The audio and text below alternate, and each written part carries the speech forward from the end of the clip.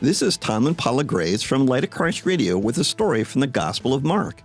You're welcome to watch this video simply for the story, or you can use it as the basis of a small group study. Instructions for the small group study can be found below this video in the Show More section. Today, we continue our series in Mark with the story of Jesus anointed at Bethany from Mark 14. Well, Paula, to set the context of our story, this is the last week before Jesus is crucified, also Passover week, so the city is filled with pilgrims. Now, on the Sunday of this week, Jesus rode into Jerusalem amid cheers. And then on Monday morning, Jesus cleared the temple marketplace. Tuesday, the Jewish leadership questioned his authority. Next, they try to trap him with theological questions, but Jesus outmaneuvers them. And then Jesus goes on to teach his disciples about what is to come, but they just don't comprehend what's going to happen to Jesus, which brings us to a story from the Word of God. It was now 2 days before Passover and the festival of unleavened bread. The leading priests and the teachers of the religious law were still looking for an opportunity to capture Jesus secretly and kill him. But not during the Passover celebration, they agreed, or the people may riot. Meanwhile, Jesus was in Bethany at the home of Simon, a man who had previously had leprosy.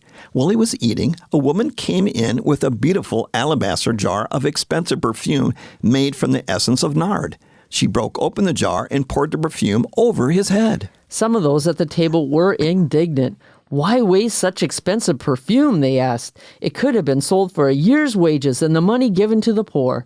So they scolded her harshly. But Jesus replied, "Leave her alone.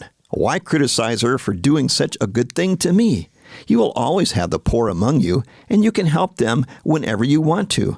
But you will not always have me. She has done what she could and has anointed my body for burial ahead of time. I tell you the truth, wherever the good news is preached throughout the world, this woman's deed will be remembered and discussed." Then Judas Iscariot, one of the 12 disciples, went to the leading priests to arrange to betray Jesus to them.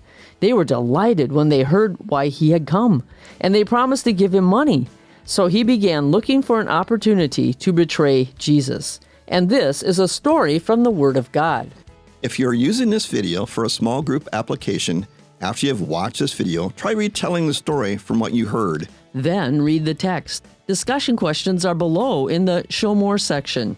May this story help you on your journey of life. Be blessed.